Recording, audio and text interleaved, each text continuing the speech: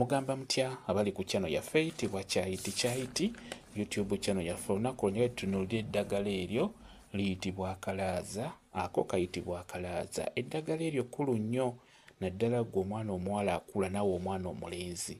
Eddagala eryo liba libayamba bulungi.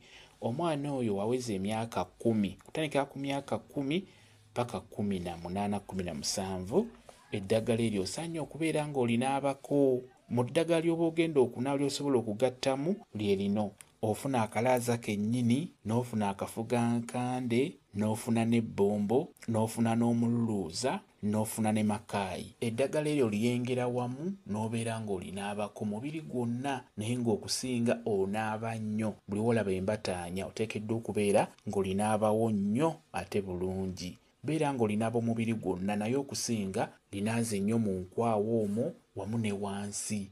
Mu mbataanya z'owansi yonna linaabeyo bulungi olw'ensonga liba likuyambako okugema akasu akatali kalungi akatera obbavaamu wonna wonna, oba wansi oba mu nkwawa. Eddagala eryo ddungi nnyo. Akalaaza ako kakulu nnyo ku ddagala eryo ly'oba ogenda okunaaba erigenda okugobako akasu konna ke tuyita kavubuka konna kajja kuba kakuvaako bulungi nnyo.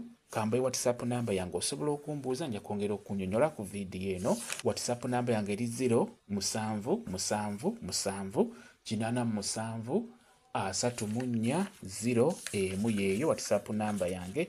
Mwebale kubeera ku channel yaffe eyitibwa Kyayiti YouTube channel yaffe. Kyembasaba mugende mu maaso n'ogyegattako mubeere bulungi. Mweraba.